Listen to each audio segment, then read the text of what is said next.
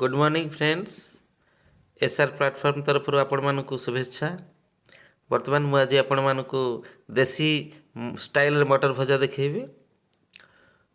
बर्तमान मु कड़े नहीं जाइए आउे रिफाइन तेल पकई सनफ्लावर आपण मैंने चाहिए सोरिष तेल भी नहीं पारे। तापर मु कंचा लंका किसी कंचा लंका 8-10 टी पकई पियाज पकई एवं गोटा रसुण पकई सेटा चुपा छड़ेनी से रसुण को पकई।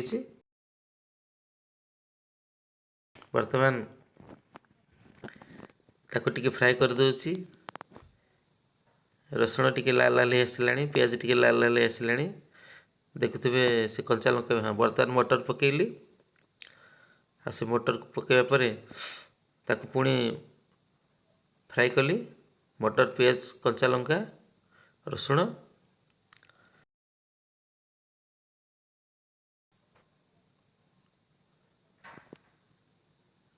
बर्तमान से कलर चेंज होची धीरे धीरे।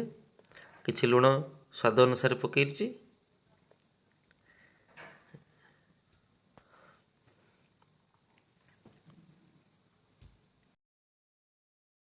तापर मु अदाटा को आगुरी पकईनी सेटा गोटे अदाटा को मु परे पकईबी से अदार गोटे फ्लेवर आसीबो।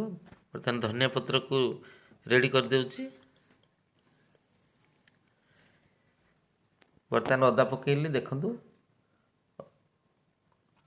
अदा को छेचिकी पकई देइछि।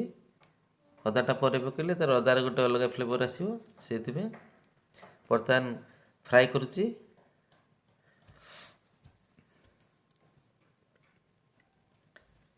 जदि आपन को वीडियोटी भल लगे ताहले निश्चित भाव में शेयर करेंगे, लाइक करेंगे, कमेंट देवे एवं मो वीडियोटी को सब्सक्राइब करदे।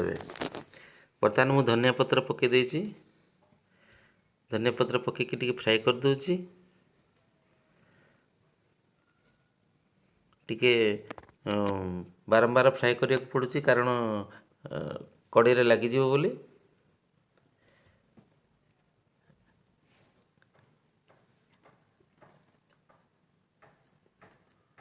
एतिरे आमे रुटी खाई परिबा, भात सहित खाई परिबा, एमिति खाली रे भी एमिति स्नैक्स भी करके भी खाई परिबा। आपण चाहे को पूरा फुल ड्राई करि परिबे, किछि सेमी ड्राई भी करि परिबे। पुणी नेक्स्ट वीडियो रे आसीबी। बाय।